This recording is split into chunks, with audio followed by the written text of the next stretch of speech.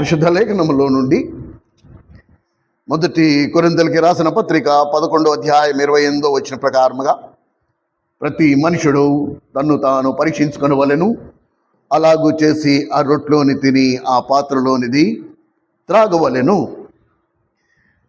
ప్రభు బల్ల కొరకు పరిశుద్ధ దేవుడు మనకు అనుగ్రహించిన వాక్య భాగమును 165వ పేజీ 2 కొరింథీయులకు రాసిన పత్రిక 10వ అధ్యాయం,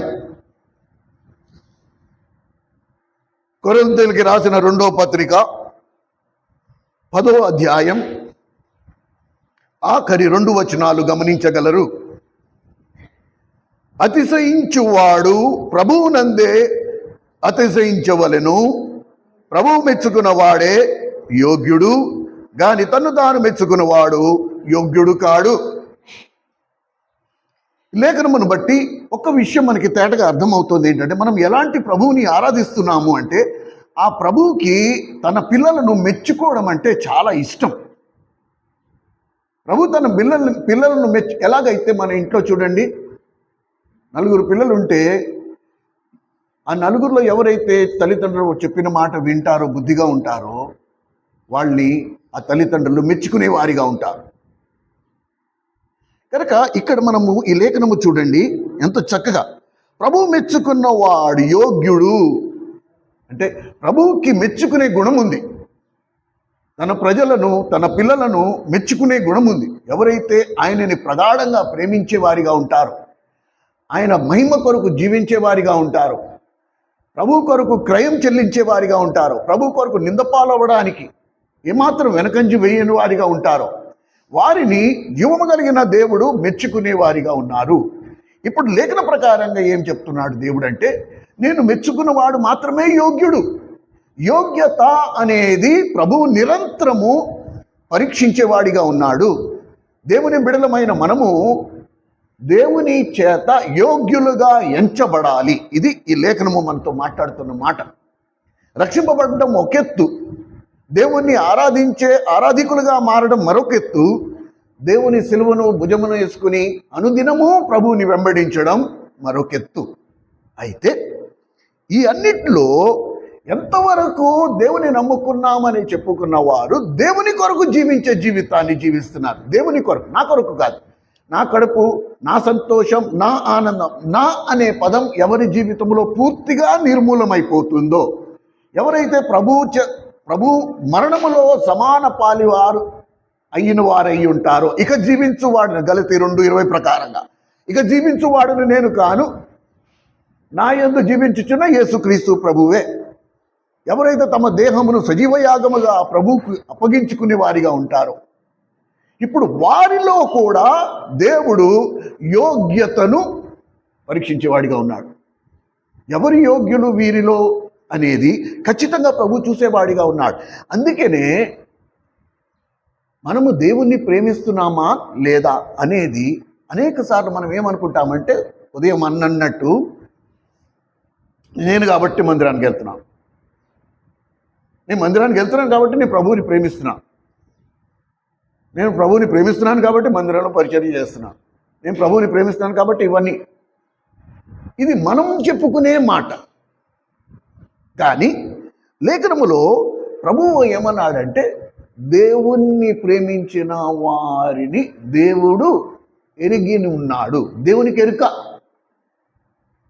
ఎవరు ప్రభువుకి సాక్ష్యం ఇవ్వక్కర్లే. 1 కొరింథీయులకు రాసిన పత్రిక 8వ అధ్యాయం 3వ వచనంలో మీరు గమనించండి. 1 కొరింథీయులకు రాసిన పత్రిక 8వ అధ్యాయం 1 కొరింథీయులకు రాసిన పత్రిక 8వ అధ్యాయం 3వ వచనం. ఒకడు దేవుణ్ణి ప్రేమించిన ఎడలా అతడు దేవునికి ఎరుక. ఒకడు దేవుణ్ణి ప్రేమించిన ఎడలా అతడు దేవునికి ఎరుక. ఆ మాటకి అర్థం ఏంటి? నేను దేవుణ్ణి ప్రేమించిన వాడినైతే నేను ఎవరో దేవునికి తెలుసు. ఒకడు దేవుణ్ణి ప్రేమించిన ఎడలా అతడు దేవునికి ఎరుక. కనుక ప్రియమైన సహోదరుడా, సహోదరి, దేవునికి సమస్తము తెలుసు, అన్నీ తెలుసు. ఆయనకి ఎవరి సహాయం అక్కర్లే. యోహాను సువార్త 2వ అధ్యాయంలో కూడా మనం చదువుతూ వచ్చాం. ఆయన అందరి ఆంతర్యం, యోహాను సువార్త 2వ అధ్యాయం 24-25 వచనాలు మీరు గమనిస్తే ఆయన అందరి ఆంతర్యములను ఎరిగినవాడు అని రాస్తుంది. ఎవరి గురించి ఆయనకి సాక్ష్యం ఇవ్వనక్కర్లేదని రాస్తుంది. కనుక ఈ ఉదయకాలం మనం దేవుని సన్నిధికి వచ్చిన మనం మరొక సత్యాన్ని మనము నేర్చుకోబోతున్నాం. యోగ్యత. నేను నీతో పోటీ పడితే నాకు వచ్చేది యోగ్యత కాదు. నువ్వు నాతో పోటీ పడితే నీకు వచ్చేది యోగ్యత కాదు. యోగ్యత ప్రభు కొలతలో రావాలి, ప్రభు యోగ్యుడిగా ఎంచుకోవాలి. ఈ మాట ముందరే మనం మూలవాక్యంలో మనం చదువుకుంటూ వచ్చాం. దేవుడు యోగ్యులుగా ఎంచుకోవాలి. ఇప్పుడు దేవుడు యోగ్యులుగా ఎంచుకోవాలంటే ఫస్ట్ నేను దేవుని కొరకు జీవించే జీవితం కలిగి ఉండాలి. ఒకటి, నా జీవితం నేను జీవించేదే ప్రభు కొరకు జీవించాలి. నా సుఖ సంతోషాల కొరకు, నా పరువు ప్రతిష్టల కొరకు, నా మహిమ కొరకు కాక దేవుని మహిమ కొరకు, దేవుని ప్రతిష్ట కొరకు, దేవుని సంతోషం కొరకు నేను జీవించాలి. అలా ఎందుకంటే యేసుక్రీస్తు ప్రభు కలవరి శిలువలో తనకున్న సమస్తమును నా కొరకు పణంగా పెట్టాడు. ఇప్పుడు మన తర్వాయి, ఇప్పుడు మనం రుజువుపరుచుకునే పరిస్థితి వచ్చింది. మనం అందుకని గడిచిన వారాల్లో మనం చదువుతొచ్చారు, మిగిలిన జీవిత కాలము అని మాట వచ్చింది. ఇంతవరకు తెలియలేదు, నిర్లక్ష్యంగా ఉన్నాం, పర్వాలే. కానీ మిగిలిన జీవిత కాలమైనా నువ్వు రుజువు చేయాలి నీ యోగ్యతను. You have to prove your eligibility. ప్రభు నిన్ను యోగ్యుడిగా ఎంచుకోవాలి, మనుషులు కాదు. నా డోలు నేనే వాయించుకుంటే ప్రయోజనం ఏమీ లేదు. తను తాను మెచ్చుకున్నవాడు యోగ్యుడు కాడు. ప్రభు యోగ్యుడని ఎంచుకునేవాడే యోగ్యుడు. ఇది లేఖనం చెప్తాం చాలా స్పష్టంగా. ఇక్కడ మనం గమనించాల్సిన మరొక విషయం ఏంటంటే, రండి 1 కొరింథీయులకు రాసిన పత్రిక 11వ అధ్యాయం దగ్గరికి వద్దాం. మళ్ళీ 1 కొరింథీయులకు రాసిన పత్రిక 11వ అధ్యాయం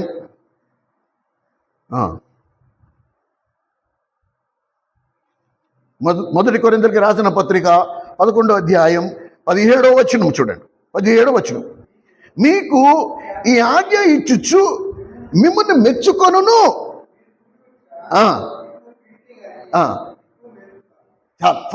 ఫస్ట్ మాట ఏంటి? నీకు ఈ ఆజ్ఞను ఇచ్చు మిమ్మును. ఎవరైతే నీకు ఈ ఆజ్ఞలు ఇస్తున్నాడో, ఆజ్ఞ ఇచ్చే దేవుడు, నువ్వు ఎప్పుడైతే ఆజ్ఞలకు విధేయత చూపించి ఆజ్ఞను అనుసరిస్తున్నావో, ఆజ్ఞలకు లోపడుతున్నావో, ఇప్పుడు నువ్వు ఎవరైతే నీకు ఆజ్ఞలు ఇచ్చాడో ఆ ఆజ్ఞలు ఇచ్చిన వాడు నిన్ను మెచ్చుకునేవాడిగా ఉన్నాడు. ఇక్కడ ఎంత స్పష్టంగా మాట రాస్తుంది. మీకు ఈ ఆజ్ఞ ఇచ్చు మిమ్మును ఐఎమ్ సో సారీ నేను ఒక పదం, నాకు తెలుగు ప్రాబ్లం కదా. అయితే తర్వాత మాట చదవండి అమ్మా.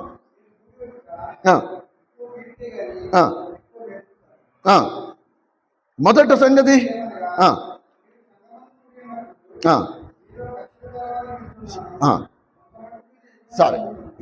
ఇప్పుడు మొదటి అది 17వ వచనంలో ఈ తెలుగు భాష ప్రాబ్లం నాకు. మీకు ఈ ఆజ్ఞని ఇచ్చు మిమ్మను మెచ్చుకొనను. అయితే మీరు కుడి వచ్చుట ఎక్కువగా కీడిగే గాని మేలుకు కాదు. అంటే ప్రభు ఏమంటున్నాడు? ఇలాగ మీరు కూడి వచ్చుట మీకు కీడుకే కానీ మేలుకే కాదంట. మరి మనం ఎందుకు కూడుకొని వస్తున్నాము? కీడైతే ఎందుకు? ఆయా భాషలు మాట్లాడేవారు, ఆయా జాతులకి చెందిన వారు, ముక్కు మొహం ఎరగని నిన్ను నన్ను మనందరినీ తీసుకొచ్చి సంఘంలో ఎందుకు పెట్టాడు? ఆ దినము సమీపిస్తున్న కొలది మీరు సమాజంగా కూడుట మానక మరి ఎక్కువగా ఎందుకు కూడుకోమంటున్నాడు? ఒకవేళ ఇలా కూడుకుంట కీడికే అయితే కొంచెం ఆలోచన చేద్దాం. తర్వాత వచ్చినాం.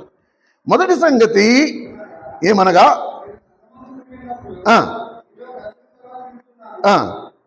కొంత మటుకు ఇది నిజమని నమ్ముచున్నాను.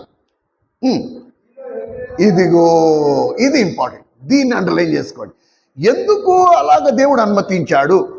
ఎందుకు దేవుడు ఆ పద్ధతిని పెట్టాడు? మీరు కూడి వచ్చుట కీడిగే గాని భిన్నాభిప్రాయాలు ఉండక మానవు. గతంలో మనం బైబిల్ స్టడీలో ధ్యానించాం. ఎప్పుడైతే మనం అందరము కలిసి సంఘముగా కూడి వస్తామో, నేను నా బలాలతో పాటు నా బలహీనతలు కూడా తీసుకొస్తాను. నువ్వు నీ బలాలతో పాటు నీ బలహీనతలు కూడా తీసుకొస్తావు. మనమందరం ఒక ప్యాకేజీగా వస్తాం. మనలో వీక్నెసెస్ ఉన్నాయి, బలహీనతలు ఉన్నాయి, బలాలు ఉన్నాయి. అయితే దేవుడు ఏమంటున్నాడు, నా ఆత్మ మీ మధ్యన ఉన్నప్పటికీ మీలో భిన్నాభిప్రాయాలు ఉండక మానవు. ఈ భిన్నాభిప్రాయాలు ఎందుకు ఉండాలంట, ఎందుకు దేవుడు అనుమతిస్తాడంట, అది మీరు మళ్ళీ అండర్లైన్ చేసుకుని మళ్ళీ చదవండి. 19వ వచనం, మీలో యోగ్యులైన వారు ఎవరో కనబడినట్లు మీలో భిన్నాభిప్రాయము ఉండక. అది చూసారా, దేవుడు యోగ్యులైన వారిని సెపరేట్ చేయడానికి ఆ పరిస్థితి అనుమతిస్తాడు. ఇది మనం కొంచెం లోతుగా ధ్యానించాలి. ఈ విషయం మనకి అర్థం అవ్వాలంటే we have to go deeper into the world. ప్రభు నాకు అర్థం కాలే, ఒక పక్క భిన్నాభిప్రాయాలు అంటున్నావు, ఒక పక్క కక్షలు అంటున్నావు, ఒక పక్క కలవకపోవడం అనే మాట నువ్వు సెలవిస్తున్నావు, మళ్ళీ అందులో నువ్వు యోగ్యులైన వారిని ఎంచుకుంటానంటున్నావు. ఇది ఎలా సాధ్యము? అట్టి వారి మధ్య యోగ్యులైన వారిని నువ్వు ఎలా ఎంచుకుంటావు? అందరిలో బలహీనతలు ఉన్నాయి కదా, మరి అందరిలో బలాలు ఉన్నాయి, అందరిలో భిన్నాభిప్రాయాలు ఉన్నాయి. మరి అలాంటప్పుడు యోగ్యులైన వారు ఎలా ఎంచబడతారు? నువ్వు ఎలా ఎంచుకుంటావు యోగ్యులైన వారిని? ఆఖరికి నేను చెప్తా దేని కొరకు యోగ్యత, అది కూడా నేను చెప్తా, సరేనా? అయితే ఇక్కడ మనము ఈ విషయాన్ని కొంచెం ఆలోచన చేయాలి. దేని విషయంలో యోగ్యత, ఏ విషయంలో యోగ్యులుగా ఎంచుకుంటాడు?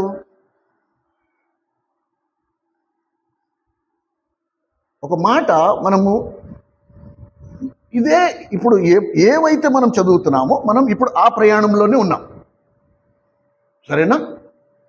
ద్వితోపదేశ కాండము 8వ అధ్యాయములో మీరు 2వ వచనాన్ని గమనించగలరు. డ్యూట్రానమీ, ద్వితోపదేశ కాండం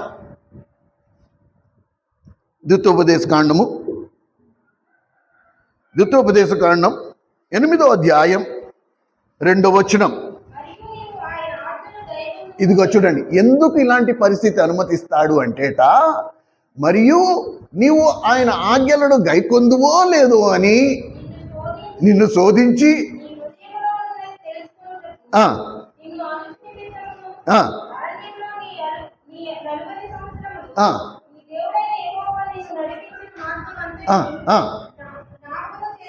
అదిగో ఫస్ట్ దేనికంట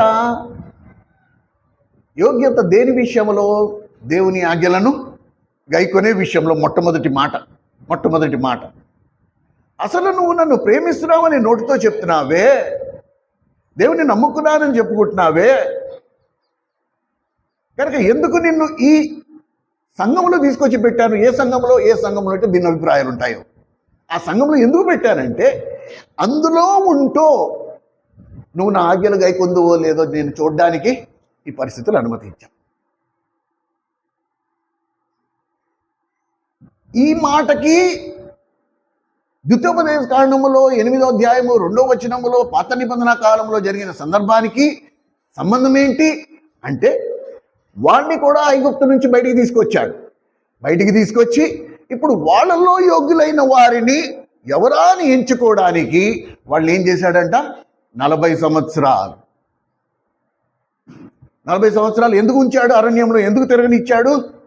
వారు అసలు దేవుని ఆజ్ఞలను అసలు గైకొంటారా లేదా? మీకు ఒక మాట చెప్పనా, చాలా విచిత్రంగా అనిపిస్తుంది.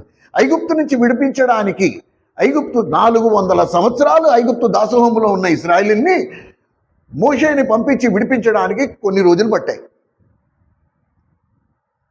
కానీ ఐగుప్తు నుండి బయటకు వచ్చిన ఇశ్రాయేలు హృదయంలోంచి ఉన్న ఐగుప్తుని బయటికి తీయడానికి 40 సంవత్సరాలు పట్టింది. వాళ్ళు ఐగుప్తు నుంచి అయితే బయటకు వచ్చేసారు, కానీ ఐగుప్తు ఎక్కడుంది? వాళ్ళ హృదయంలో ఉంది, వాళ్ళ గుండెల్లో ఉంది, వాళ్ళ మనసులో ఉంది, వాళ్ళ జీవితంలో ఉంది, వాళ్ళ ప్రతి రక్త కణాలలో ఉంది. అందులోంచి ఐగుప్తుని బయటికి తీసుకురావడానికి దేవుడికి 40 సంవత్సరాలు పట్టింది. దేవుడికే 40 సంవత్సరాలు పట్టింది. ఈ 40 సంవత్సరాల్లో జరిగింది ఏంటి తెలుసా? 40 సంవత్సరాల తర్వాత మిగిలింది ఒక తరం మిగిలింది. ఏ తరం అది? వాళ్ళు ఇశ్రాయేల్ నుంచి బయటకు వచ్చినప్పుడు 20 సంవత్సరాల కింద పడిన తరము మాత్రమే మిగిలింది. ఆ 20 సంవత్సరాలు పైబడిన తరం అంతా కూడా ఎక్కడ రాలిపోయింది? అరణ్యంలోనే చనిపోయారు. ఈ 20 సంవత్సరాల కింద ఉన్న తరము వీళ్ళు ఇశ్రాయేలు మధ్యలో ఉంటూ ఈ 40 సంవత్సరాలు వీళ్ళు నేర్చుకున్నారు. ఏం నేర్చుకున్నారు చెప్పండి? ఇప్పుడు ఏం నేర్చుకున్నారండి? ఈ 40 సంవత్సరాలలో 20 సంవత్సరాల కింద పడి వయసు ఉన్న వాళ్ళు ఈ 20 సంవత్సరాలు పైబడిన వయసు వారి దగ్గర ఏం నేర్చుకుంటూ వచ్చారు? 40 ఏళ్లలో ఏం నేర్చుకున్నారు? ఇప్పుడు దేవుడు వాళ్ళని మాత్రమే యోగ్యులుగా ఎంచుకున్నందున వాళ్ళు మాత్రమే పాలు తేళ్లు ప్రవహించు కానాను దేశంలోకి ప్రవేశించారు. దాని పైబడి వారందరూ ఇశ్రాయేలీలందరూ 90% 90% ఇశ్రాయేలీలు అరణ్యంలోనే చనిపోయారు. పాలు తేళ్లు ప్రవహించే దేశంలోకి వాళ్ళు ప్రవేశించలే. అసలు ప్రవేశించే సమయంలో చూస్తే కేవలం ఇద్దరే, యెహోషువ కాలేబులు, ఆ తరం వాళ్ళని. ఎందుకు అలాగా? ఈ 20 సంవత్సరాల కింద పడిన వారు ఎందుకు యోగ్యులయ్యారు? వీళ్ళు ఏం నేర్చుకున్నారు చెప్పండి? ఈ 40 సంవత్సరాల్లో అరణ్యంలో వీళ్ళు ఈ పిల్లలు యవనస్తులు వీళ్ళు ఏం నేర్చుకున్నారు వాళ్ళ తల్లిదండ్రులను చూసి? నా పైన అయితే ఫ్యాన్ ఉందండి, నీ సంగతి చూసుకోండి. మరి త్వరగా నోరు విప్పకపోతే మాత్రం లేట్ అవుతుంది. ఈ 40 సంవత్సరాల్లో వాళ్ళు ఏం నేర్చుకున్నారు? ఆజ్ఞలు గైకొనకపోతే అది అక్కడ రాస్తుంది. 40 సంవత్సరాలలో 20 సంవత్సరాల కింద మడి పిల్లలు ఏం నేర్చుకున్నారంటే, గొణుక్కునే వారి మధ్యన, సణుక్కునే వారి మధ్యన, చీటికి మాటికి ఫిర్యాదు చేసే వారి మధ్యన ఎప్పుడు ఏదో ఒక కంప్లైంట్, ఇదిలా అదాలా ఇదాలా, వీళ్ళ మధ్యలో దేవుని ఆజ్ఞలు ఎలా గైకొనాలో నేర్చుకున్నారు.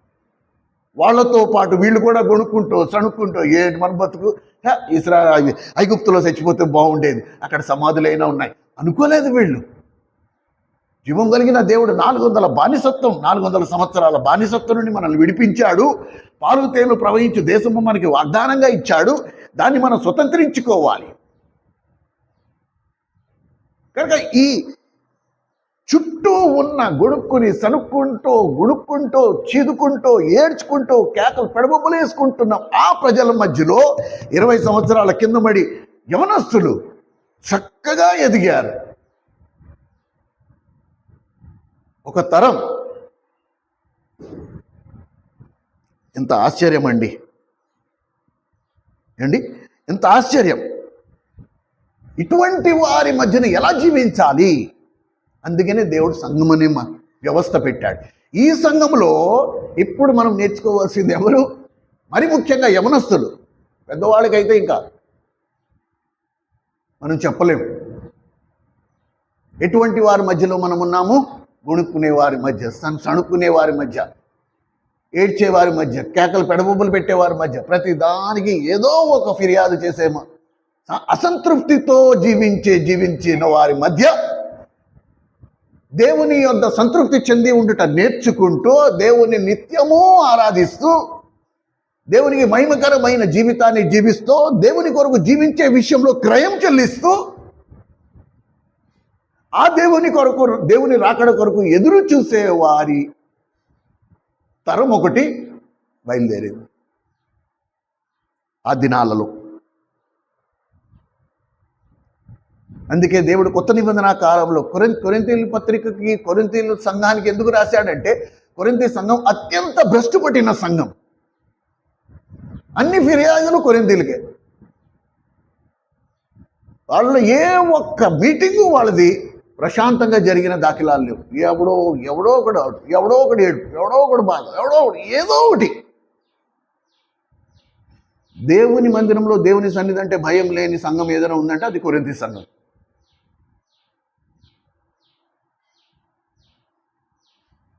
చాలా విషయాలు మనము టేక్ ఇట్ ఫర్ గ్రాంటెడ్ కింద తీసుకుంటాం. పర్లేదు, దాని గుడ్ ఏం కాదు, అన్నీ అది నోట్తో చెప్పడానికే కానీ నిజంగా వాస్తవంగా అలా ఏం లేదు అనుకునేవారు చాలామంది ఉన్నారు. కానీ దేవుడు వెక్కిరింపబడ్డు. ఎప్పుడు కూడా దేవుని మాట అంటే మాటే. కనుక ఇక్కడ మనము ఆ విషయాన్ని మనము గమనించాల. ప్రభువా, నీ సన్నిధిలో మేము నేర్చుకోవాల్సిన వారముగా ఉన్నాం. ఎవరి ద్వారా నేర్చుకోవాలంట? ఎవరైతే నీ కొరకు క్రయం చెల్లించే వారిగా ఉన్నారో దేవుని సంఘంలో, వాళ్ళని చూసి మేము నేర్చుకోవాలి. వాళ్ళు మాకు మాదిరిగా నువ్వు ఉంచిపోయావు. నీ కొరకు క్రయం చెల్లిస్తూ, నీ కొరకే జీవిస్తూ, నీకు మహిమకరమైన జీవితాన్ని జీవించేవారు, అనేకులకు మాదిరికరంగా ఉండేవారు. ఎవరైతే ప్రభువుని చూపించే వారిగా ఉన్నారో, ప్రభు జీవాన్ని వెల్లడి చేసే ప్రత్యక్షపరిచే వారిగా ఉన్నారో, వారిని చూసి నేర్చుకునే భాగ్యం దేవుని సంఘంలో మాత్రమే ఉంది. దేవుడు అటు వారిని సంఘంలో తీసుకొచ్చి పెట్టారు. ఇప్పుడు వాళ్ళని చూసి మనం నేర్చుకుందామా, మిగతా వాళ్ళని చూసి సణుక్కుందామా, గొణుక్కుందామా? ఇది చూడడానికి దేవుడు రాకడను ఆలస్యం చేస్తున్నాడు. ఇందులో మీరు ఎంతమంది యోగ్యులు? దేనికి ఇప్పుడు చెప్పండి యోగ్యత? ఆయన ఆజ్ఞలు గైకుంటారో లేదో, ఆయన కొరకు జీవిస్తారో లేదో, ఆయన రాకడ కొరకు ఎదురు చూపులు ఉన్నాయో లేదో, లేకపోతే బుద్ధి లేని కన్యకల వలె దుప్పటి తనుకొని పడుకున్నారో? ఈ అన్ని విషయాలు అందుకని చూడండి, ప్రభువు రాకడ సమీపిస్తున్న కొలది అనేకుల్లో ప్రేమలు చల్లారిపోతాయి. ఎవరి మీద ప్రేమ? మనుషుల మీద ప్రేమ అవసరం లేదమ్మా. ఎవరి మీద ప్రేమ ఉండాలి? దేవుని మీద ప్రేమ. దేవుని మీద ప్రేమ చల్లారిపోతుంది. Christian life will become a take it for granted life. పర్లేదు, మనం మందిరానికి వెళ్తున్నామా లేదా? మన ఇంట్లో ఎవరికి వారికి బైబిల్ ఉందా లేదా? అది చదవకపోని, ప్రార్థన చేయకపోని మన మనుషులకి ఎవరికి అకౌంటబుల్ కాదు. కానీ దేవుడు ఇవాళ, ఐ డోంట్ నో మీలో ఎంతమందికి ఈ నమ్మకం ఉంది, ఎంతమంది మీరు ఈ విషయాన్ని నమ్ముతున్నారో లేదో నాకు తెలియదు. బట్ నేను మాత్రం ఐఎమ్ ఆల్వేస్ కాన్షియస్. నేను ఎప్పుడు మెలకుగా ఉంటాను. ఈ చిన్న విషయాలు అనిపిస్తుంది, కానీ ఇందులో ఎంత సత్యం ఉందో పరిశుద్ధాత్మ దేవుడు మనందరితో స్పష్టంగా మాట్లాడును గాక. ఈరోజు ఒక పాఠం మనం ఇక్కడి నుంచి నేర్చుకుని వెళ్దుము గాక. రండి 1 కొరింథీ 11వ అధ్యాయం 18-19 వచనాలు గమనించగలరు.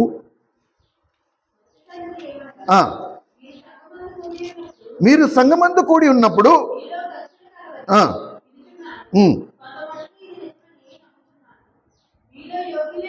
మీలో యోగ్యులైన వారు ఎవరో? ఇక్కడ ఉద్దేశం ఏంటి? ఆ వ్యవస్థ అలా ఎందుకు ఉంచాడు దేవుడు? ఈ ఉన్న వారిలో యోగ్యులైన వారు ఎవరో వాళ్ళు ఆటోమేటిక్గా కనపడతారు. మీకు ఒక మాట చెప్పనా?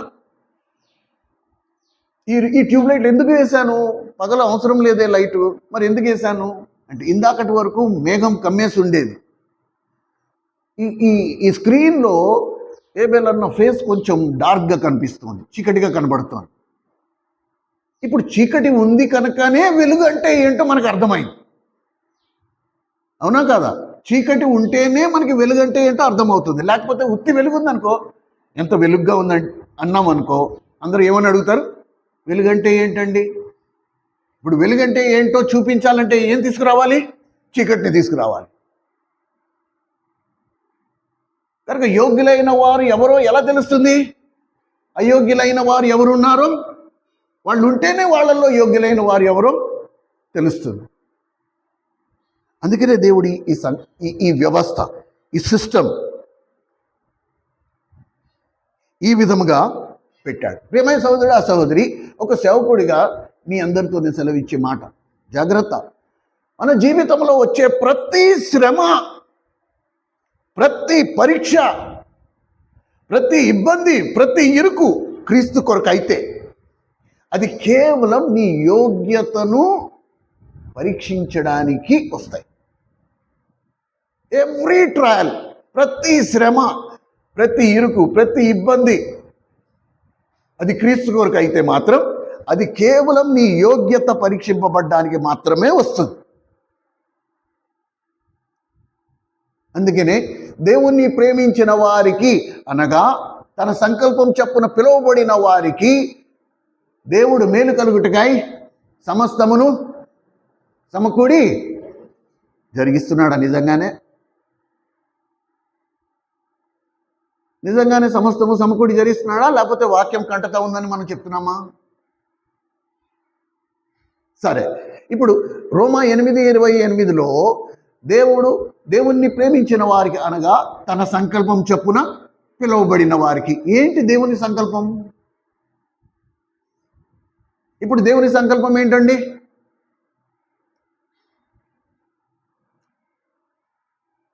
దేవుని సంకల్పం ఏంటి చెప్పండి త్వరగా. అక్కడ ఆలస్యం అయితే ఇక్కడ కూడా ఆలస్యం అవుతుంది. ఇప్పుడు దేవుని సంకల్పం అంటే ఏంటి?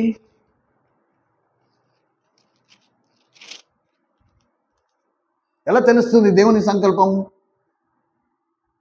దేవుని ప్రేమించిన వారికి అనగా తన సంకల్పం చొప్పున పిలువబడిన వారికి. ఎందుకు దేవుడు ఏ సంకల్పంతో నిన్ను నన్ను పేరు పెట్టి పిలిచాడు? ఆ సంకల్పం ఏంటి? చాలామందికి అది తెలియదు. ఈ తెలియని వాళ్ళు ఇప్పుడు ఏమంటున్నారంటే మేము పరలోకంలో ఉండడానికి. అది దేవుని సంకల్పం. ఎక్కడ కూడా బైబిల్లో మీరు పరలోకంలో ఉండడానికే నేను మిమ్మల్ని రక్షించాననే మాట ఎక్కడ రాయబడలే. ఇప్పుడు దేవుని సంకల్పం ఏంటి? ఏ సంకల్పం చొప్పున దేవుడు నిన్ను నన్ను పిలిచాడు? ఏం చేయడానికి పిలిచాడు? మనల్ని తీసుకెళ్ళి పరలోకంలో కూర్చోబెట్టడానికా? మనల్ని తీసుకెళ్ళి పరలోకంలో చేర్చడానికా? అక్కడ భవనాలు నీ కొరకు నా కొరకు కట్టించాడే, ఆ భవనాల్లో సుఖంగా సంతోషంగా ఉండడానికా? అందుకేనేనా దేవుడు నిన్ను నన్ను రక్షించింది? ఇప్పుడు దేవుని సంకల్పం ఏంటి? ఎలా తెలుస్తుంది చెప్పమ్మా? షేర్, పర్వాలేదు, బీ బోల్డ్. మనం అంతా ఒక ఫ్యామిలీ. ఎలా తెలుస్తుంది దేవుని సంకల్పం? 2 కొరింథీయులకు రాసిన పత్రిక 4వ అధ్యాయం 2 Corinthians chapter 4. ఇది దేవుని సంకల్పం. ఇందుకొరకు దేవుడు నిన్ను నన్ను పిలిచాడు. ఇందుకొరకు 2 కొరింథీయులకు రాసిన పత్రిక 4వ అధ్యాయం 10వ వచనం. యేసు యొక్క జీవము మా శరీరమందు ప్రత్యక్షపరచబడుటకై యేసు యొక్క మరణానుభవమును మా శరీరమందు ఎల్లప్పుడూ వహించుచున్నాం. ఆల్వేస్. ఇది దేవుని సంకల్పం. దేవుని సంకల్పం ఏంటి? ఆయన వచ్చినప్పుడు ఆయన ఎలాగున్నాడో మనము ఆయనను పోలియుందుము అని మొదటి యోహాను పత్రిక 3:2లో రాయబడింది. ఆయనని పోలి ఉండాలి అంటే ఏం చేయాలంట? 2:6లో ఏం రాస్తుంది? ఆయన ఎలా నేను క్రీస్తునందు ఉన్నానని చెప్పుకున్న ప్రతివాడును ఆయన ఎలాగ నడుచుకునేను తానును అలాగే నడుచుకున్న బద్ధుడై ఉన్నాడు. కాబట్టి ప్రభువు జీవాన్ని నా శరీరమందు ప్రత్యక్షపరచబడనంత వరకు క్రీస్తు స్వరూపం అనేది నాలో ఏర్పడదు. ఇది దేవుని సంకల్పం. ఈ సంకల్పము ద్వారా దేవుణ్ణి ప్రేమించిన వారందరికీ అనగా తన సంకల్పము ద్వారా పిలువబడిన వారికి, ఇప్పుడు ఏంటి ఆ సంకల్పం? క్రీస్తు పోలి ఉండడానికి పిలువబడిన వారందరికీ ఇప్పుడు దేవుడు ఏం చేస్తున్నాడంట? మేలు కలుగుటకై సమస్తాన్ని సమకూడి. ఏంటా మేలు అంటే నేను క్రీస్తు స్వరూపంలో మార్చబడాలి.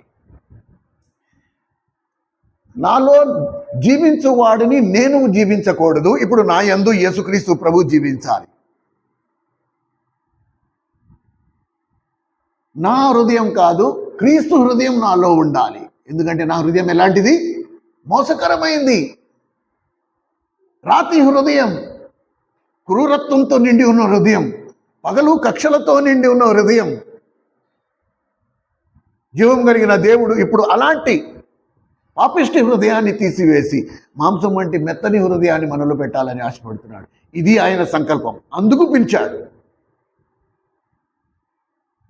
భూమి మీద ఉన్నంత వరకు ఆరోగ్యంగా సుఖ సంతోషాలతో 4 రాళ్ళు వెనకేసుకుని దాని కొరకు ప్రభు పిలవల. ఇది దేవుని సంకల్పం. ఏమండి? అట్టి వారికి దేవుడు మేలు కలుగుటకై సమస్తాన్ని సమకూడి జరిగిస్తున్నాడు. అర్థమైందా? కనుక దేవుని ప్రేమించిన వారికి అనగా దేవుని ప్రేమించిన వారికి దేవుడు ఏవేవి సిద్ధపరిచినో అవి కంటికి కనపడలేదు, చెవికి వినపడలేదు, హృదయానికి గోచరం కాలేదు. ఈ మాట కూడా 1 కొరింథీ 2వ అధ్యాయం 9వ వచనంలో రాస్తుంది. ఎంత స్పష్టమండి, వెరీ క్లియర్. అయితే ఏమి సిద్ధపరిచాడో అవి ఎలా మనకి బయలుపరచబడుతున్నాయి రండి, అది కూడా చూద్దాం. 1 కొరింథీయులకు రాసిన పత్రిక 2వ అధ్యాయం 1 కొరింథీయులకు రాసిన పత్రిక 2వ అధ్యాయం 9వ వచనం. ఇందును గూర్చి దేవుడు తన్ను ప్రేమించిన వారి కొరకు ఏవి సిద్ధపరిచెనో అవి కంటికి కనబడలేదు.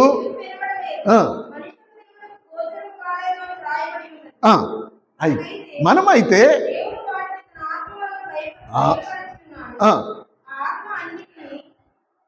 చదవమ్మా, అదిగో చాలా.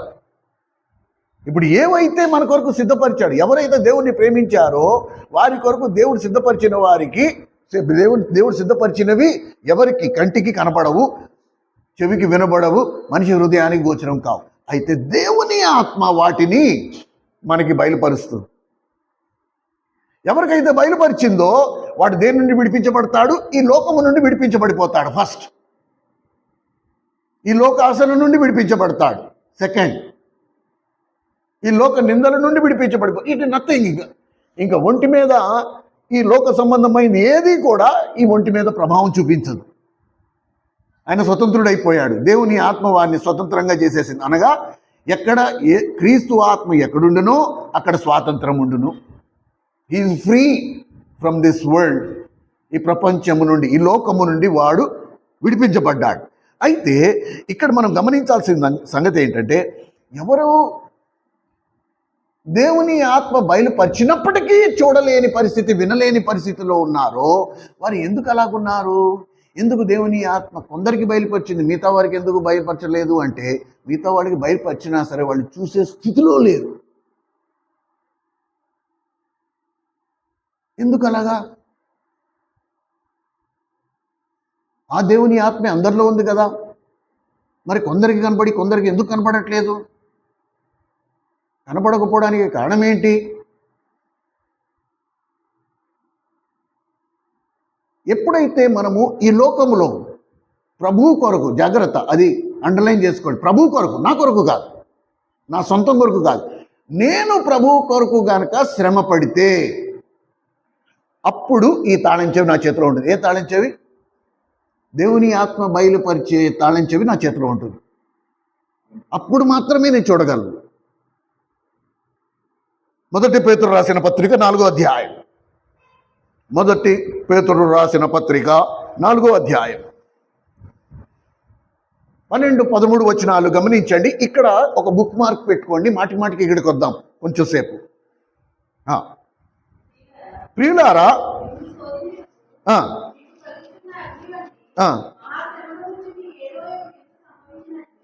అని మీరు అధైర్యపడద్దు.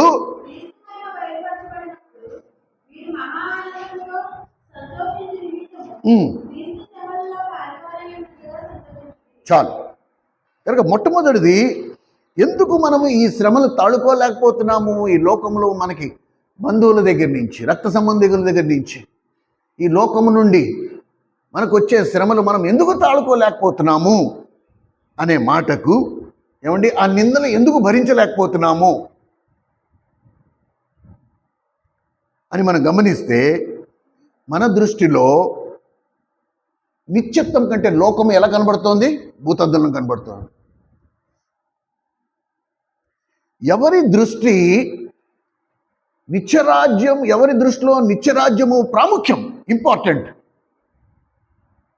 వాడి గమ్యము, వాడి గురి మొత్తం ఆ నిత్యరాజ్యం మీద ఉంటుందో, ఈ లోకంలో వాడు పొందే శ్రమలు కానీ నిందలు కానీ అవి ఎన్నికి రావు. అందుకని పౌలేమన్నాడు? చులకని శ్రమలు. పేతురేమన్నాడు? కొద్ది దినముల యొక్క శ్రమలు.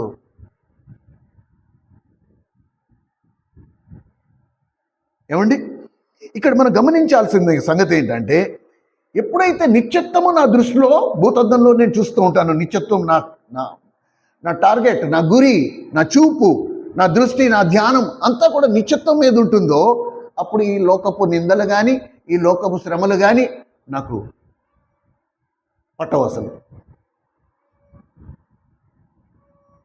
ఎందుకంటే నా చూపు నిశ్చిత్వం మీద ఉంది. అది ఎంత ఆకర్షణీయంగా ఉందంటే ఇప్పుడు నేను పొందే శ్రమలు ఎన్నికి లేని వాటిగా ఉన్నాయి. ఇవి మన రోమిలు రాశాడు, అపోస్తుడైన పౌలు రోమిలికి రాస్తూ ఈ మాట కూడా రాశాడు. రాబోయే మహిమ ఎదుట ఇప్పుడు మనం ఎదుర్కొంటున్న శ్రమలు ఎన్నికి రావు, అసలు దాన్ని లెక్కే చేయాల్సిన అవసరం లేదు. అయితే మనం మోస్ట్ ఇంపార్టెంట్ పాయింట్ ఇప్పుడు 14వ వచనం చూడు. 1 పేతురు రాసిన పత్రిక 4వ అధ్యాయం 14వ వచనం.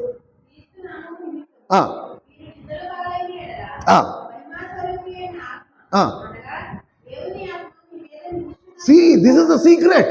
ఇది అండర్లైన్ చేసుకోండి. క్రీస్తు నిమిత్తం 1 పేతురు రాసిన పత్రిక 4:14 క్రీస్తు నిమిత్తము మీరు నిందల పాలైన ఎడల మహిమా స్వరూపగు ఆత్మ అనగా దేవుని ఆత్మ, మోస్ట్ ఇంపార్టెంట్, దేవుని ఆత్మ మన మీద నిలిచి ఉంటే ఏమవుతుందో తెలుసా?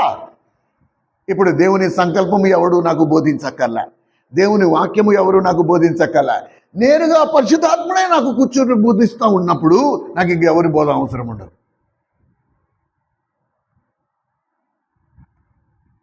కనుక క్రీస్తు కొరకు కనుక నువ్వు నిందల పాలైతే, క్రీస్తు కొరకు నువ్వు జీవించే శ్రమల పాలైతే అప్పుడేం బోనస్లో నాకేమొస్తుందంట? దేవుని ఆత్మ నా మీద నిలిచి ఉంటుంది. లేకపోతే ఆత్మ నింపుదల కొరకు నువ్వు నేను ఉపవాసాలు ఉంటావు, ప్రార్థనలు చేయాలి. ప్రభువా నీ ఆత్మతో నన్ను నింపు, నీ ఆత్మతో నన్ను నింపు, నీ ఆత్మతో నన్ను నింపు.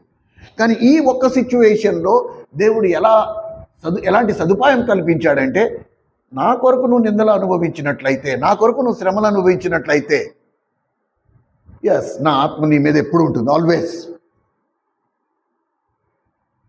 ఎందుకు ఈ మాట చెప్పాల్సి వస్తుందంటే, నేటి సగటి క్రైస్తవుడు ఏమనుకుంటున్నాడంటే, మనం దేవుని నమ్ముకున్నాం కాబట్టి మనకి నిందలు వస్తున్నాయి. No, not at all.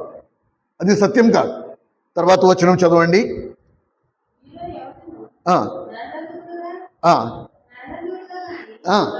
దొంగగా కానీ దుర్మార్గుడుగా కానీ అది వచ్చేసారా? ఇవి మనం చేసుకున్నవి, ఇవన్నీ మన వలన వచ్చింది. వీటి వల్ల నేను శ్రమల పాలవుతున్నాను కాబట్టి నేను దేవుని కొరకు జీవిస్తున్నాను అనుకోవడం బుద్ధిహీనత. ఇది నా బుద్ధిహీనత. నేను దుర్మార్గుడిని కాబట్టి నాకు శ్రమలు వస్తున్నాయి, నేను నింద పాలవుతున్నాను, నిందలు అనుభవిస్తున్నా, జనం అందరూ చీకొడుతున్నారు నన్ను. ఇది నా బుద్ధిహీనత.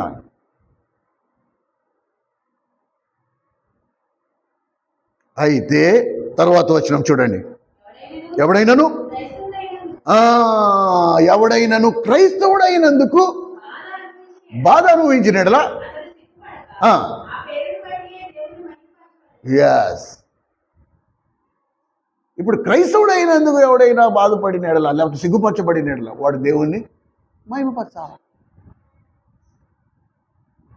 సో క్రిస్టియన్ లైఫ్ ఈజ్, క్రైస్తవ జీవితం అనేది నువ్వు నేను అనుకుంటున్నా ఏదో మందిరానికి వెళ్ళి వచ్చేస్తే సరిపోద్ది మనం క్రైస్తవులం. No, it's not. అది ఇంకా చాలా లోతు.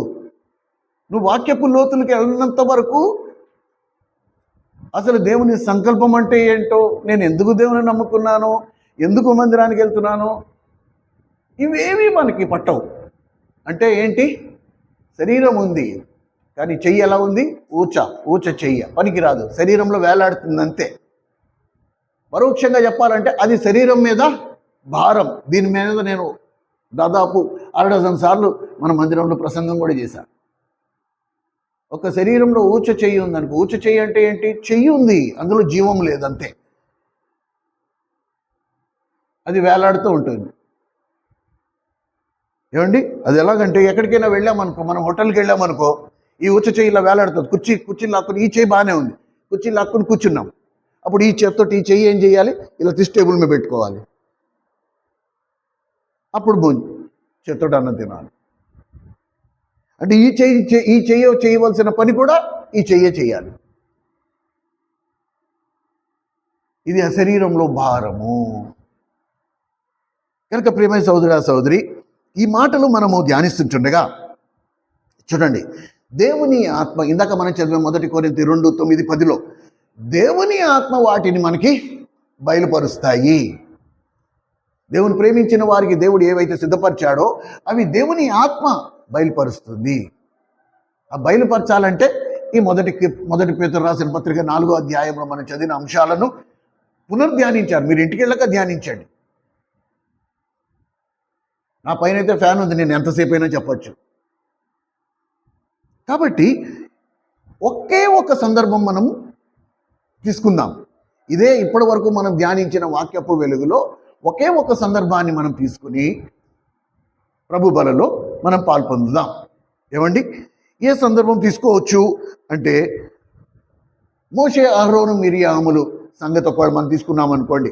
సంఖ్యాకాండం 21వ అధ్యాయం, సంఖ్యాకాండం 12వ అధ్యాయం, సంఖ్యాకాండము 12వ అధ్యాయం,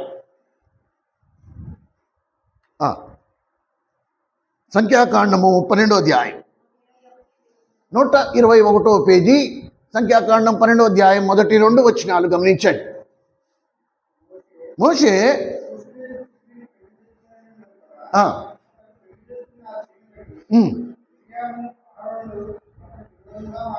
చాలు. ఇప్పుడు మోషే ఎవరు, మిరియాం ఎవరు, అహరోన్ ఎవరు? వీళ్ళ మధ్యలో ఉండే సంబంధాన్ని మనం చూసుకోవాలి కదా. మోషే పెద్దవాడు, మిరియాము మోషే సహోదరి, సరేనా? అహరోను బ్రదరు, తమ్ముడు. వీళ్ళు ముగ్గురు బంధమే, ముగ్గురులో సంబంధం ఉంది, బంధుత్వం ఉంది. అయితే మిరియాము అహరోన్లు కూషు దేశపు స్త్రీని వివాహము చేసుకున్నందున దేవుడు మోషేతోనే మాట్లాడతాడా, మనతో మాట్లాడ్డా అనుకుని ఆడి సంగతి ఏంటో మనం తేలుద్దాం, మోషేగాడి సంగతి ఏంటో మనం తేలుద్దామని చెప్పి చూడండి 3వ వచనం, మొదటి 2 వచనాలు చదువున్నాము. మళ్ళీ 1వ వచనం నుంచి. మోషే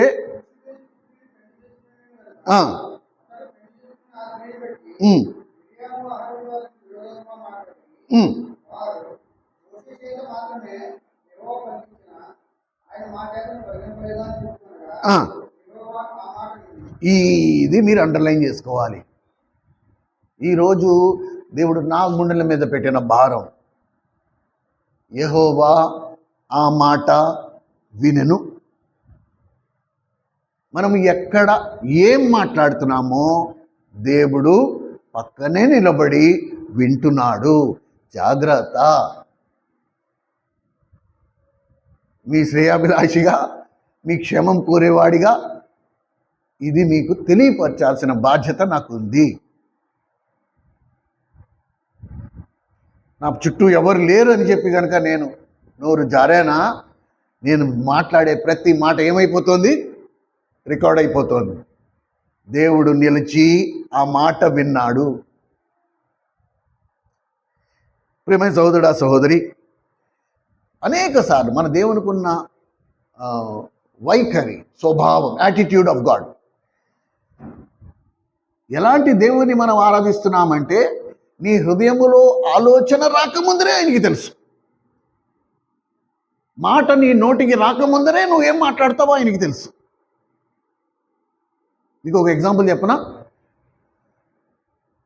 అబ్రహాము ప్రార్థన చేసి తన దాసుడైన ఎలియాజర్ని ఇస్సాకు కొరకు పెళ్లి కుమార్తెను వెతికి తీసుకురమ్మని పంపిస్తే, ఇస్సాకు చేరవలసిన చోటికి చేరిన తర్వాత ఇప్పుడు మనసులో ప్రార్థన చేసుకుంటున్నాడు. ఏమని? ప్రభువా, చాలామంది ఆడపిల్లలు ఇప్పుడు వస్తున్నారు ఎదురుకుండా. ఈ గుంపులో కనుక ఏ చిన్నదైనా సరే వచ్చి నేను దాహము వేస్తుంది, కొంచెం నీళ్ళు ఇస్తావా అని అడిగినప్పుడు, ఏ చిన్నదైతే నాకు నీళ్ళు ఇస్తుందో ఆమెనే ఇస్సాకు కొరకు పెళ్లి కుమార్తెగా నేను సూచన పెడుతున్నాను అని ఇంకా అనుకుంటున్నాడు మనసులో. ఈ లోపల ఆమె వచ్చింది. ఎవరు ఎవరు ఎవరు రిబ్కా. ఇప్పుడు రిబ్కా నేరుగా వచ్చి, ఈయన ఇంకా నోరు విప్పలే, ఒక అద్భుతమైన మాట రాస్తుంది. మీ అందరూ ఆ మాట చూసి దాన్ని అండర్లైన్ చేసుకోవాలని నేను ఆశపడుతున్నాను. చాలామందికి ఈ విషయాలు తెలియవండి. అందుకే నిరీక్షణ లేకుండానే ప్రార్థన చేసేవారిగా ఉంటారు. ఇది దిస్ ఇస్ ద లైట్, ఇది రెవల్యూషన్, ఇది ప్రత్యక్షత. అంటే జీవితాల్ని మార్చే ప్రత్యక్షత అంటే ఇది. ఆదికాండము 24వ అధ్యాయం. ఆదికాండము 24వ అధ్యాయం.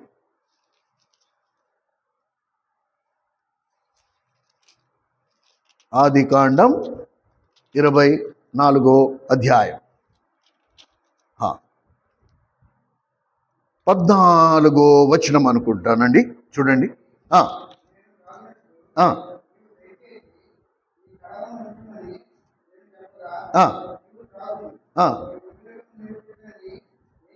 ఇంకా పైన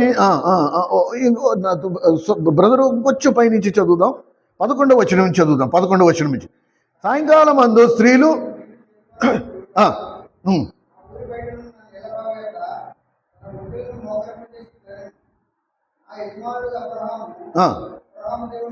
యెహోవా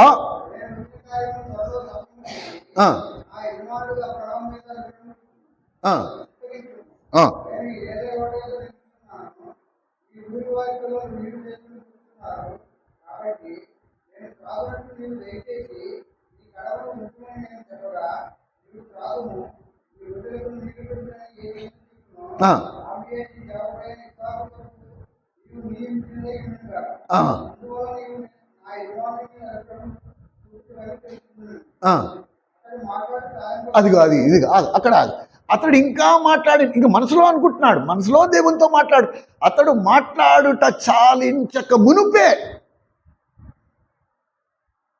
అటు ఇంకా మనసులో అనుకుంటున్నాడు, పెదాలతో అనలేదు, అందరికీ వినపడేటట్టు అనలేదు, మనసులో అనుకుంటున్నాడు, దేవా నేను ఈ సూచన పెట్టుకుంటున్నా, ఈ వచ్చే ఆడపిల్లల్లో ఏ చిన్నదైనా సరే నీకే కాదు నీ ఒంటెలకు కూడా నేను నీళ్లు పోస్తానంటుందో ఆ పిల్లే నేను ఇస్సాకు కొరకు నిర్ణయిస్తాను అని ఇంకా దేవునితో అతడు ఈ మాట్లాడుట చాలించక మునిపే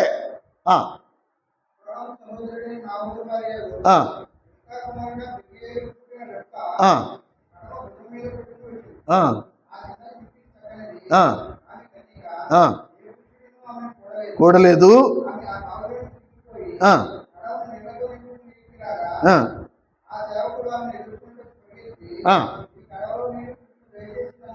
చాలు, మిగతా చరిత్ర అంతా మనకి తెలుసు. సో దేవుడు ఎంత దగ్గరగా ఉన్నాడో చూడండి. నువ్వు అనాలోచనంగా చేసే ప్రార్థన కూడా ప్రభు వింటున్నాడు. నువ్వు అనాలోచనంగా చేసే ప్రార్థన కూడా ప్రభు వింటున్నాడు. అతడు మాట్లాడుట చాలించక మునిపే అతడు ఏం మాట్లాడాడో దాన్ని దేవుడు ఆల్రెడీ వినేశాడు. ఆ కార్యం ఆల్రెడీ జరగడం మొదలైపోయింది కూడా. సో ఫస్ట్ థింగ్ ఇవాళ మనం ప్రభు వాళ్ళ దగ్గర పాలు పంపులు పొందక మునుపు మనం పరీక్షించుకుని తీర్మానించుకోవాల్సిన సంగతి ఏంటంటే, ప్రభువా ఇక మీదట నేను మాట్లాడేటప్పుడు చాలా జాగ్రత్తగా మాట్లాడతా, నీ మహిమను భంగము చేసే ఏ ఒక్క మాట నా నోట రానివ్వకుండా 19వ కీర్తనలో మనం చదివినట్టు నా పెదవులకు కాపు పెట్టుము, నా నోటికి కావలుంచుము, నా పెదవుల ద్వారమునకు కాపు పెట్టుము. ఎందుకు చేయాలంటే అలాగా? ఎందుకు? కీర్తనాకాడు ఊరికే రాశాడా? కీర్తనాకాడు ఊరికే ప్రార్థన చేశాడా? అలాగా ఆ 19వ కీర్తనలో ఆఖరి వచనం ఉంటుంది చూడండి,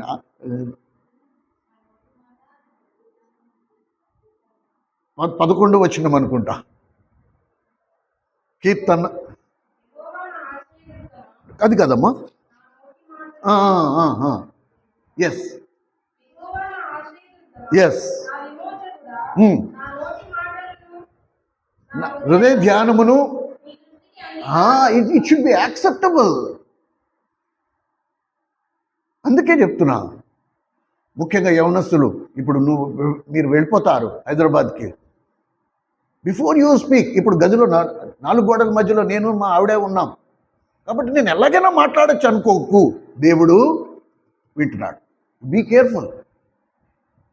ఆ భయం కనుక ఉంటే ఒక్కొక్క కుటుంబం ఎలా ఉంటుందండి? ఒక పరలోకంలాగా ఉంటుంది. కానీ మనకి ఎలాంటి జీవితం అలవాటు అయిపోయింది? దేవుడు ఎక్కడున్నాడు? మందిరంలో ఉన్నాడు. మనం ఎక్కడున్నాం? ఇంట్లో ఉన్నాం. కాబట్టి ఇక్కడ మనకి ఏమైనా నడుస్తుంది, ఎలాగైనా మాట్లాడుకోవచ్చు, ఎలాగైనా రంకులేయచ్చు, ఎలాగైనా గంతులేయచ్చు, ఎలాగైనా. కానీ ప్రభు ప్రతి చోట ఉన్నాడు. నువ్వు మాట్లాడే ప్రతి మాట వింటున్నాడు. నీకు ఒక మాట తెలుసా? ఈవెన్ నువ్వు మాట్లాడుతున్న మాట గ్రంథంలో కూడా రాయించేస్తున్నాడు. ఈ విషయం తెలుసా? ఏ మాటలు గ్రంథంలో రాయిస్తున్నాడు? ఎందుకు రాయిస్తాడు అంటేట ఆయనకి ఆనందం అంట. తన పిల్లలు ఆయన గురించి, ఇప్పుడు ఆ పిల్లలు గదిలో ఎవరు లేరనుకుని, మన డాడీ ఎన్ని స్వీట్లు తీసుకొచ్చాడే, మన డాడీ నాకెంత నచ్చిన డ్రెస్ తీసుకొచ్చాడు, మన డాడీ లాంటి డాడీ ఇంకెవరికి లేరు అని ఆ పిల్లలు ఆ గదిలో మాట్లాడుకుంటున్న సమయాన్న బయట వాకెట్లో నిలబడిన ఆ తండ్రి ఆ మాటలు విని గుండెలు ఎంత ఆనందంతో గుండెలు బాదుకుంటాడంట. అబ్బా, నా పిల్లలు నా గురించి ఏమనుకుంటున్నారు. ఆ తండ్రికి ఏమనిపిస్తుంది తెలుసా? ఈ మాటలు నేను రికార్డ్ చేసి పెట్టుకుంటే నేను చచ్చేంత వరకు ఇవి వింటూ ఉంటా. దేవుడు కూడా అంతే. మలాకీ గ్రంథం రండి చూద్దాం. మలాకీ గ్రంథం 3వ అధ్యాయం 16వ వచనం, 787వ పేజీ. మలాకీ గ్రంథం 3వ అధ్యాయం 16వ వచనం. అప్పుడు యెహోవా యందు భయభక్తులు గలవారు ఒకరితో ఒకరు మాట్లాడుచుండగా, ఇక్కడ కూడా చూడండి, దేవుడు మళ్ళీ ఇక్కడ కూడా ఆలకిస్తున్నాడనే ప్రూఫ్ ఉంది. యెహోవా చెవియొగ్గి ఆలకించెను,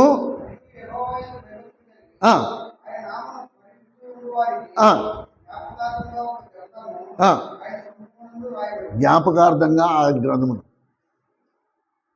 ఎప్పుడైతే మనం 2-3 నుంచి జీవం కలిగిన దేవుడు మన జీవితంలో ఎట్టి కార్యం చేశాడో, అబ్బా మన కొరకు శిలువలో మరణించాడా, ఆఖరి రక్తబొట్టు వరకు కార్చేశాడా,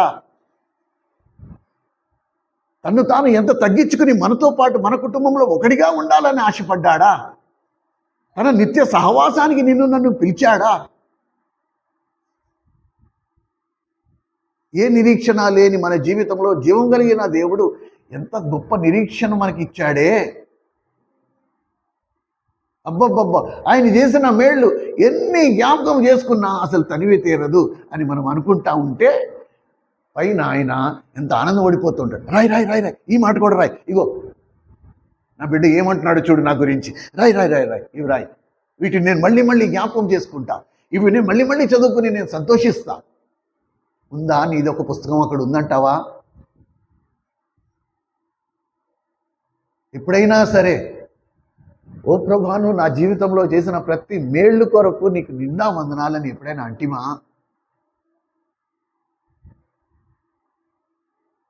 ప్రభు నిన్ను మెచ్చుకునే ఒక మాట ఎప్పుడైనా అన్నామా?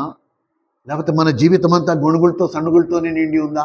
ఇవి లేవు, అవి లేవు, అలా ఎందుకున్నాయి, ఇవి ఇలా ఉంటున్నాయి, వీళ్ళెందుకు ఇలా ఉన్నారు, వాళ్ళు ఎందుకు అలా ఉన్నారు, ఈ కంప్లైంట్ వీటితోనే నిండిపోతుంది ఆ పుస్తకం. లేకపోతే జీవం కలిగిన దేవుడు చేసిన కార్యాల విషయంలో నువ్వు ఎక్కడైనా ఎవరికైనా చెప్పావా? ఒక అన్యుడికి ఎవరికైనా సువార్త చెప్పావా?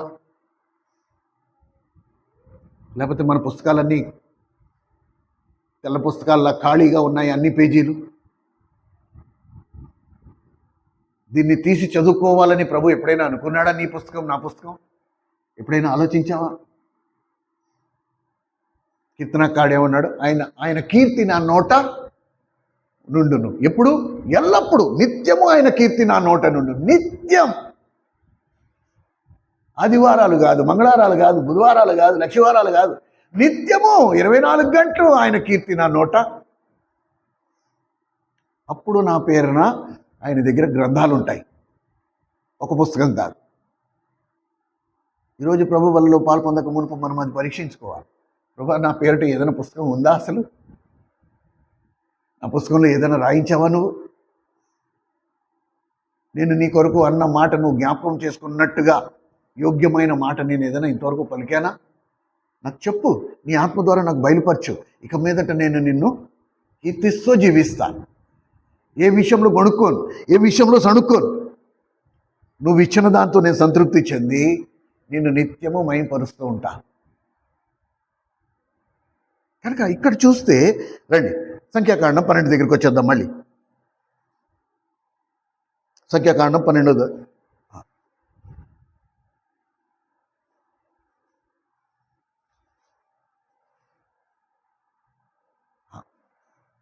కనుక యెహోవా చెవి యొగ్గి ఆలకించను. మిరియాము అహరోన్లు వాళ్ళు ఎప్పుడైతే అహరోను మిరియాములు ఇద్దరు ఎప్పుడైతే మాట్లాడుకున్నారో దేవుడు వాళ్ళు మాట్లాడిన మాట ఆలకిస్తూ వచ్చాడంట. ఏమండి?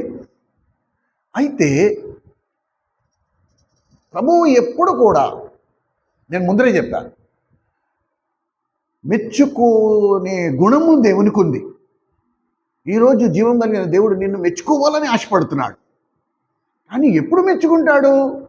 మనలో మెచ్చుకునే గుణము ఉంటే. నలుగురు పిల్లల్లో మనం ఎప్పుడు ఇద్దరు గురించి ఎందుకు చెప్తాం? ఈ నలుగురు పిల్లల్లో అండి, మా పెద్దోడండి అసలు ఏ విషయంలో కూడా ఎంచడానికి లేదండి, బంగారు కొండ. ఈ పేర్లన్నీ ఎందుకు తల్లిదండ్రులు చెప్తూ ఉంటారు?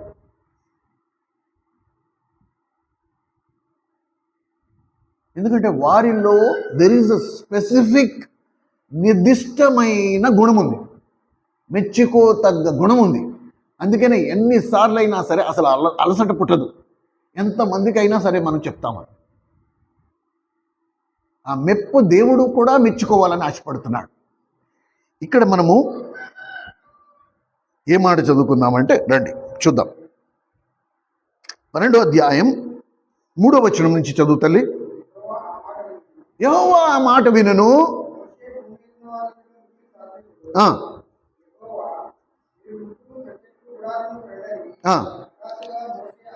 ఇప్పుడు చూడండి, ఎప్పుడైతే మోషే అహరోను మిరియాములు దేవుని సేవకుడైన మోషేకి వ్యతిరేకంగా మాట్లాడారో దేవుడు వెంటనే వారిని శపించలేదు. దేవుడికి వెంటనే కోపం రాలా. రేపు ప్రత్యక్ష గుడారం దగ్గరికి మీరు ముగ్గురు రండి, మీతో మాట్లాడే పని ఉంది అంటే వీళ్ళు ముగ్గురు వెళ్ళారు. ముగ్గురు వెళ్ళంగానే దేవుడు ఇప్పుడు దేవుని మెప్పు చూడండి. దేవుడు ఏమంటున్నాడు?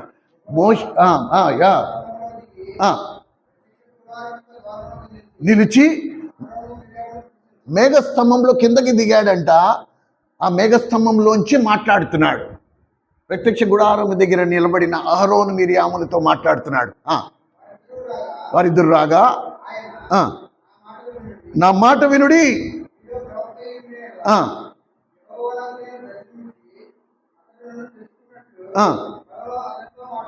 ఒకవేళ ప్రవక్త అయితే నేను కలలో మాట్లాడుదును, ఎదురెదురు కాదు. కానీ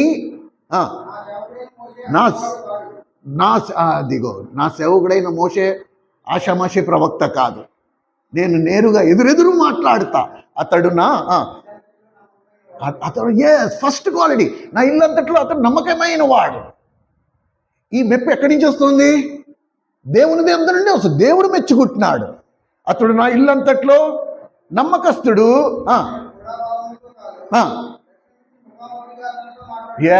నేను కళ్ళలో మాట్లాడతా, దర్శనంలో మాట్లాడతా. నో, నేను ముఖాముఖి, ఎదురెదురు.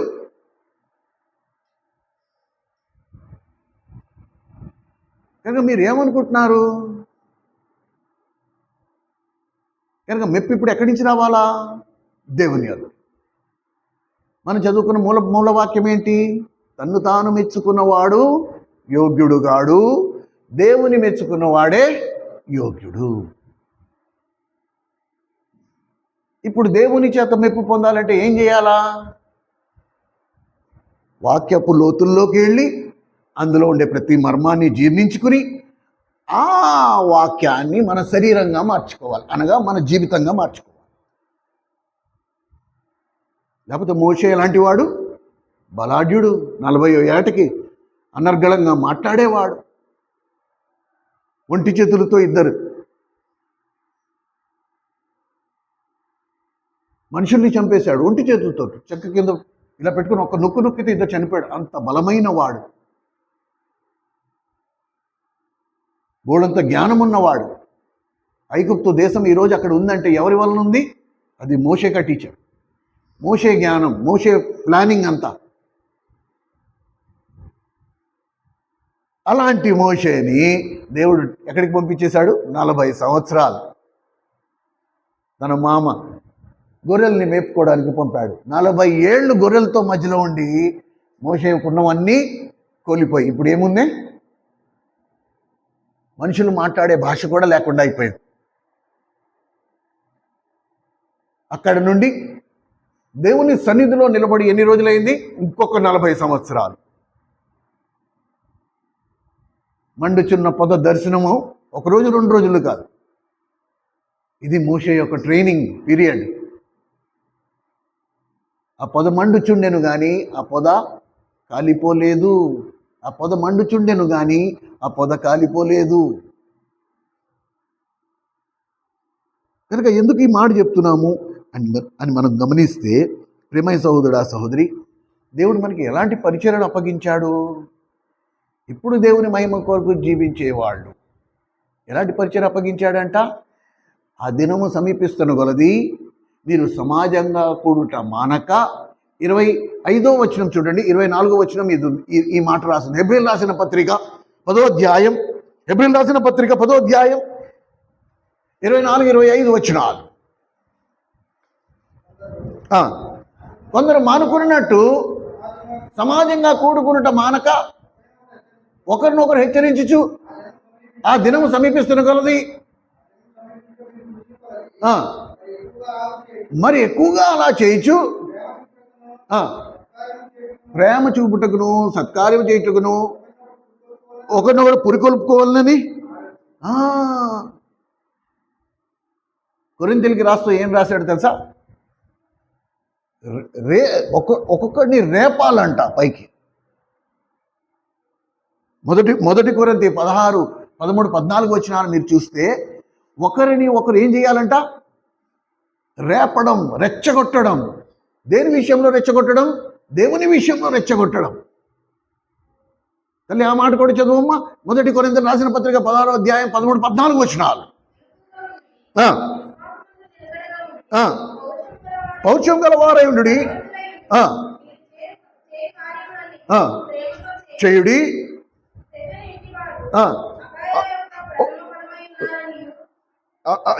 ఈ మాట ఎక్కడుందమ్మా? అది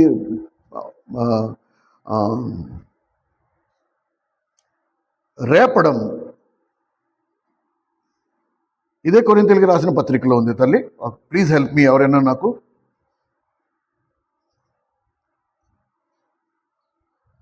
ఫుట్ నోట్లో ఆ మాట ఉంటుంది. ప్రేరేపించుచు అనే మాట దగ్గర ఫుట్ నోట్లో రేపడం అనే ఉంటుంది. ఇప్పుడు మీరు హెబ్రీయులోనే కదా చదివిన మాట మళ్ళీ చదవండమ్మా ఒక మాట. మానుకున్నట్లు మానక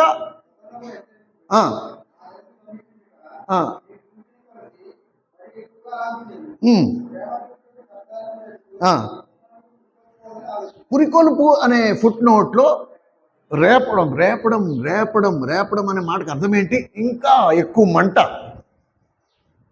ఇంకా మంట పెట్టడం. రేపడం అనే మాటకు అర్థం ఏంటి? ఇంకా మంట పెట్టడం, దేవుణ్ణి ఇంకా బలపరచడం. రండి, మందిరానికి రాని వారిని దగ్గరుండి పిలుచుకుని తీసుకెళ్ళడం,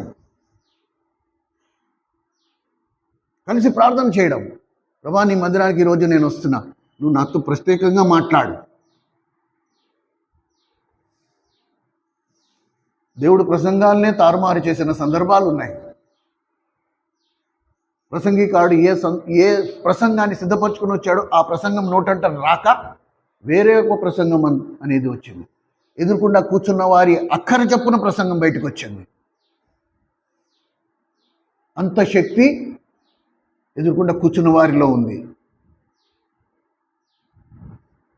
ఆత్మీయ ఆకలితో నీ సన్నిధికి వస్తున్నా ప్రభువా, నా అక్కర చెప్పున నువ్వు నాతో మాట్లాడు.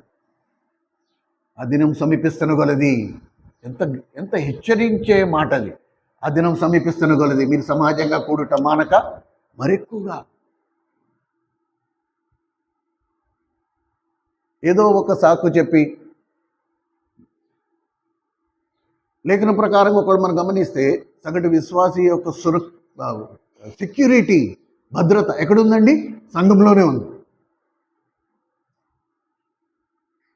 ఇప్పుడు లోకంలో ఉంటే తప్పిపోయే ప్రమాదం ఎక్కువ ఉంటుంది. ఎంత ఎక్కువగా వాక్యం చేత నువ్వు నింపబడతావో అంత ఎక్కువగా నువ్వు దేవుళ్ళు బలంగా ఉండగలవు. అసలు వాక్యం గురించి నీకు గ్రహింపే లేకపోతే ఎవడైనా వచ్చి నిన్ను మోసగించగలడు. కానీ ఒకవేళ హృదయంలో వాక్యం ఉందనుకో, ఇప్పుడు మోసగించడం చాలా కష్టం. ఎందుకంటే లేఖనం నిన్ను గైడ్ చేస్తూ ఉంటుంది, దేవుని ఆత్మ నిన్ను నడిపిస్తూ ఉంటుంది. ఇది అబద్ధం, లేఖనంలో అలా లేదు, ఇలా ఉంది. కనుక మనకి అప్పగించిన బాధ్యత ఆ దినం సమీపిస్తున్న కొలది మనం ఇంకా పూరికొల్పు, ఇంకా ప్రేరేపించడం, ఇంకా రేపడం, రెచ్చగొట్టడం, ప్రార్థనా బలము చేత మన వ్యక్తిగత ఆత్మీయ జీవితాలకు అక్కరైన జీవాహారము దేవుని యొద్ద నుండి పొందడం. మన చూపు, మన దృష్టి, మన గురి ఈ లోకం అయిపోతే ఆ శక్తి మనం కోల్పోయే వారిగా ఉంటాం. అది మెయిన్ ప్రాబ్లం, ముఖ్యమైన సమస్య. మనం ద్రోహులమా, దుర్మార్గులమా, ఇవన్నీ మన వ్యక్తిగత బుద్ధిహీనతను బట్టి మనం కొని తెచ్చుకున్న నిందలు.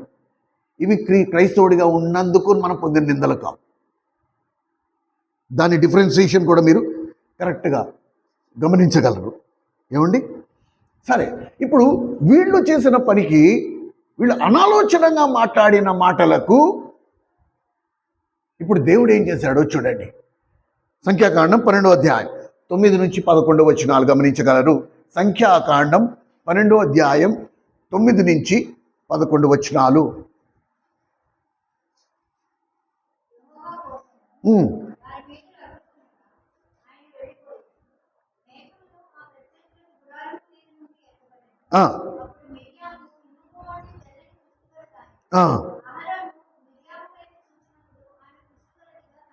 చాలు. ఇప్పుడు మళ్ళీ ఏమైంది? మళ్ళీ అహరోనే ప్రార్థన చేయాల్సి వచ్చింది. ఓ ప్రభువా కనికరించు, ప్రభువా కనికరించు, కనికరించు, కనికరించు ప్రభువా, దయతో క్షమించు, ఈ మిరియామును అహరోనును ముట్టి వాళ్ళని స్వస్థపరచు, దయచేసి నేను స్వస్థపరచు అని ఎప్పుడైతే ప్రార్థన చేశాడో, ఇప్పుడు దేవుడు ఏమన్నాడు? ఆమెను తీసుకెళ్ళి పాడం వెలుపల వారం రోజులు పెట్టు. ఆ కుష్టి తగ్గిన తర్వాత అప్పుడు తెద్దిగాని లోపలికి. పాడం వెలుపల వారం రోజులు ఉంది. ఆ తర్వాత కుష్టి తగ్గిపోయింది. దేవుని ఉగ్రత చాలా తీవ్రంగా ఉంటుంది. ప్రేమైన సహోదరుడా, సహోదరి, నేను అనుభవంతో చెప్తున్నాను, నా గత చరిత్రతో నేను చెప్తున్నాను.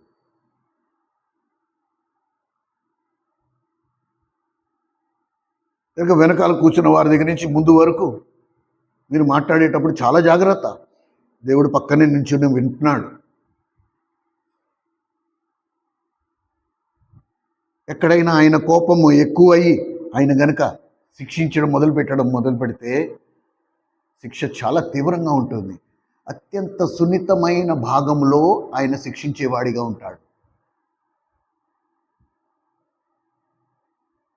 So please be careful. 2 విషయాలు నేను సంధించబడ్డాను. ఒకటి, నా నోటి మాట. 2, ప్రభు పక్కనే నుంచి వింటున్నాడు.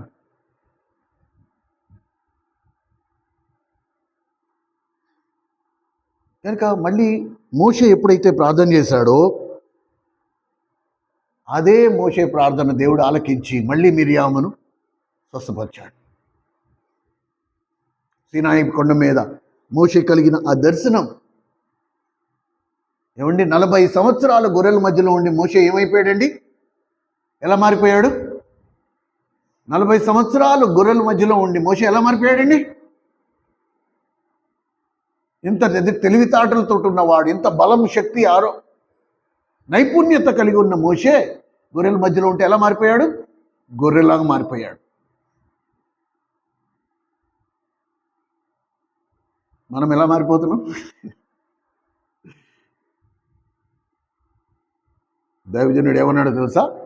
మోషే 40 సంవత్సరాలు, 80 సంవత్సరాలు, 40 సంవత్సరాలు గొర్రెలతో ఉన్నాడు, 40 సంవత్సరాలు దేవునితో ఉండి గొర్రెలాగా మారిపోయాడు. మనకి వాక్యం ఎక్కువైపోయి గొర్రెల వంటి మనము బర్రెల్లా మారిపోతున్నాం. ప్రేమ సహోదరుడు, సహోదరి, ప్రేమ కలిగిన దేవుడు, మన మీద నిత్యము కనికరపడే దేవుడు, నిన్ను ఎప్పుడు మెచ్చుకుందునా అని ఎదురు చూసే దేవుడు, ఎప్పుడు నువ్వు నాకు మెచ్చుకునే అవకాశం కలుగు చేస్తావా అని ఎదురు చూసేవాడు.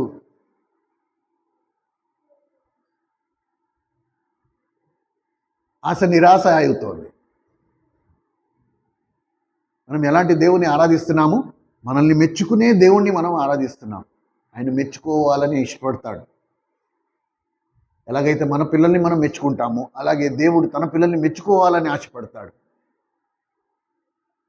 కానీ అలాంటి గుణం ఆయనకి కనపడాలి. మోషేలో కనబడిన గుణం,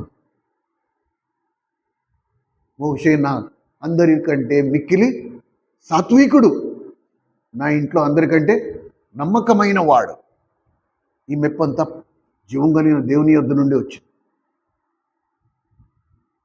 అలాగే కొత్త నిబంధన వచ్చిన తర్వాత యేసుక్రీస్తు ప్రభు గురించి, ఈయన నా ప్రియ కుమారుడు, ఈయన యందు నేను ఆనందించున్నాను.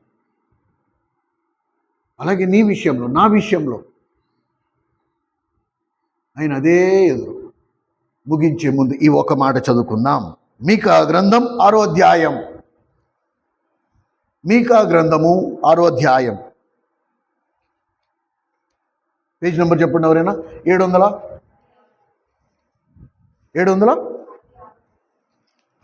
మీకా గ్రంథం 6వ అధ్యాయం 4వ వచనం.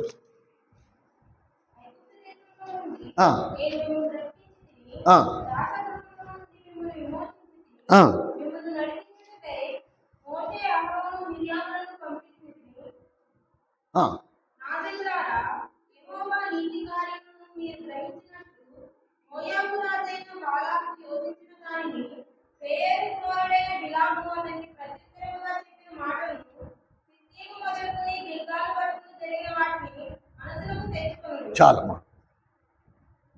కనుక భిన్నాభిప్రాయాలు ఉన్నా సరే జీవం కలిగిన దేవుడు వాళ్ళని ఎక్కడికి తీసుకొచ్చాడు? మళ్ళీ మీకా గ్రంథం దగ్గరికి వచ్చాడు. మళ్ళీ అదే వరుస క్రమం. మోషే, అహరోను, మిరియాములు. మళ్ళీ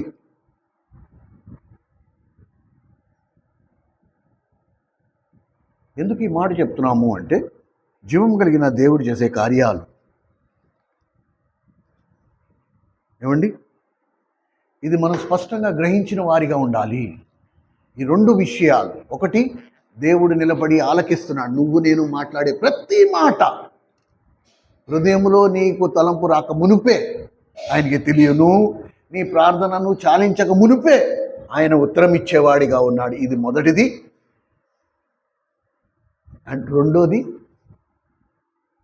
దేవుడు మెచ్చుకోవాలని ఎదురు చూస్తున్నాడు. దేవుడు మెచ్చుకున్నవాడే యోగ్యుడు. ఈ యోగ్యత దేవుని రాజ్యం కొరకు అనుకో, దేవుని సేవ కొరకు అనుకో,